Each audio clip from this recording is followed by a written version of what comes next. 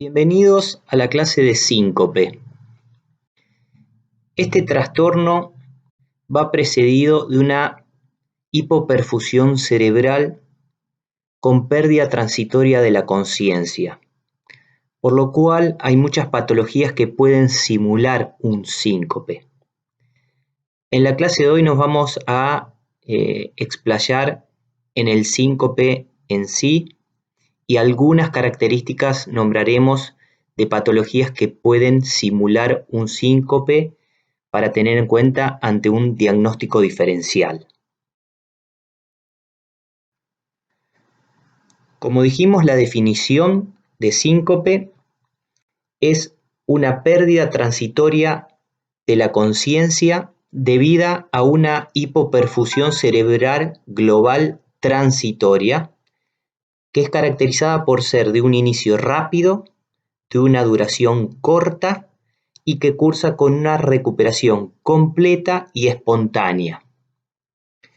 Esta definición, por lo tanto, está incluidos todos estos elementos esenciales que caracterizan al síncope: la pérdida de conciencia, la instauración rápida, la duración del evento y la disminución transitoria de la perfusión cerebral global.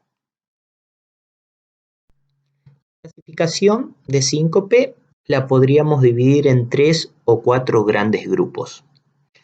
El primero es el síncope reflejo o neuromediado, que suele estar desencadenado por un estímulo aferente que se origina en el sistema nervioso central, generalmente un estímulo de tipo emocional, que va a desencadenar una respuesta eferente con dos componentes: el aumento del parasimpático y la inhibición del tono simpático. Esto va a desencadenar una hipertensión arterial con posterior hipoperfusión cerebral. Generalmente es debido a estímulos como ser aquellos que producen alguna instrumentación en el paciente, como una extracción de sangre, o ver sangre que genera todo este estímulo neuromediado, el síndrome del seno carotidio por una hiperestimulación con una hiperreactividad del seno en el paciente, o ante determinadas situaciones como la tos, estornudos, la micción. El siguiente grupo es el síncope por hipotensión ortostática, que es una situación que se caracteriza por una falta de respuesta vasoconstrictora cuando cambia, por ejemplo, de una postura de decúbito a ortostatismo. Esto lleva a una hipotensión progresiva que habitualmente desencadena el episodio sincopal. Muy frecuentemente en este grupo se encuentran aquellos pacientes que se les hace algún cambio de medicamento para su hipertensión arterial, bien cambiando de dosis o introduciendo un nuevo medicamento. Es muy común en este tipo de episodios sincopales. El tercer grupo sería el síncope cardiovascular, que en esta diapositiva lo divide en arritmias y en alguna alteración estructural, pero básicamente es secundario a alguna alteración del sistema cardiovascular, ya sea por arritmias, bradiarritmias o taquiarritmias, o alguna patología cardíaca estructural, como ser alguna valvulopatía o la presencia de algún mixoma, como por ejemplo. Es importante que no siempre se llega a la causa etiológica del síncope, y casi un tercio de todos los episodios presentan una causa inexplicada.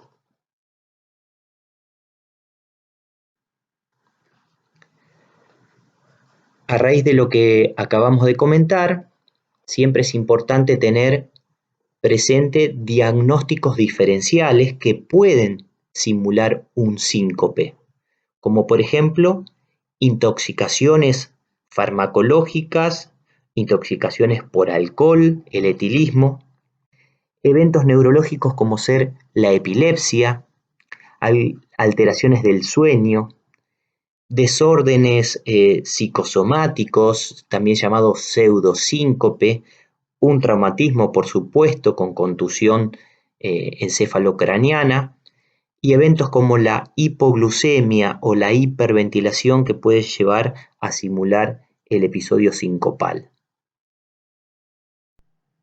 Para la metodología diagnóstica, en primer lugar, debemos establecer si se trata de un episodio relacionado a hipoperfusión cerebral global transitoria o una pérdida de conciencia de otra causa. En caso de que sea sincopal, debemos establecer, en la medida de lo posible, el diagnóstico etiológico y, en su caso, el mecanismo del cual se produjo el síncope.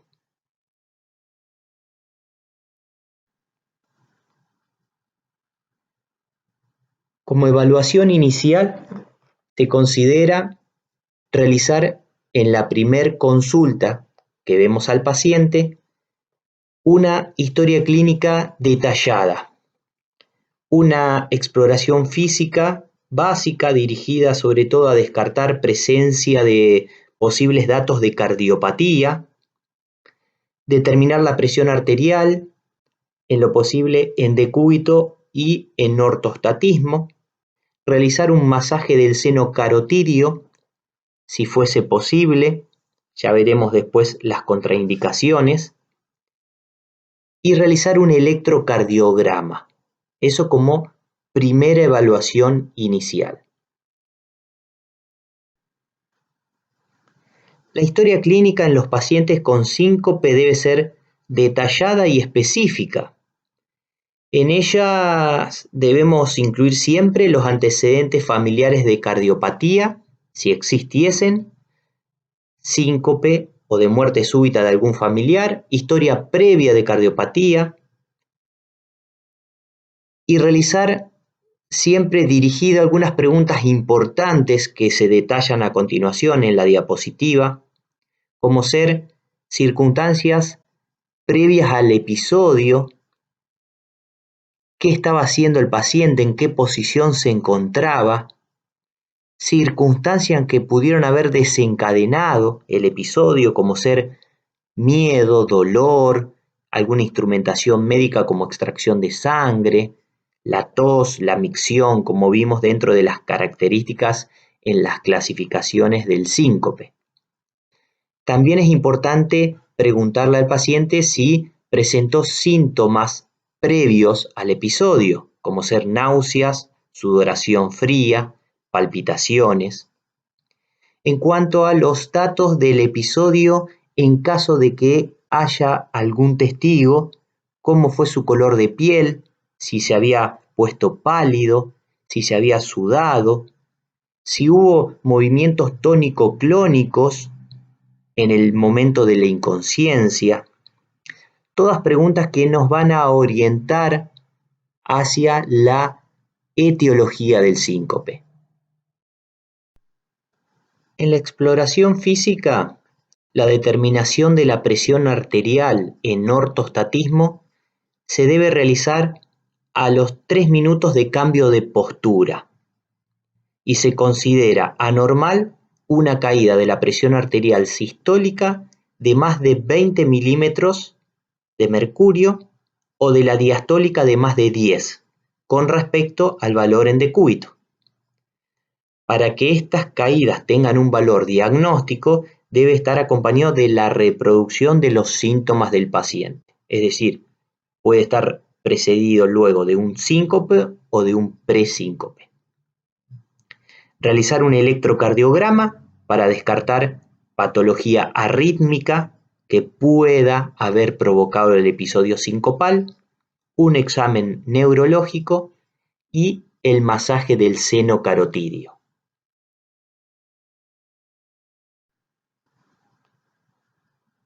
Para la realización del masaje del seno carotidio, se debe localizar el trayecto de la carótida y aplicar una presión sobre la misma durante aproximadamente 10 segundos, deteniéndose antes solo si el paciente presenta asistolia o hipotensión asociada a síncope o un claro presíncope. Siempre que se realice un masaje carotidio, el paciente debe tener monitorización electrocardiográfica continua y determinar previamente la presión arterial del mismo. El masaje va a estar contraindicado en aquellos pacientes que hayan tenido un ACV o un ACV isquémico transitorio en los últimos 3 meses, o bien que nosotros auscultemos un soplo carotidio hasta que excluyamos con un eco Doppler de vaso, no deberíamos hacer el masaje.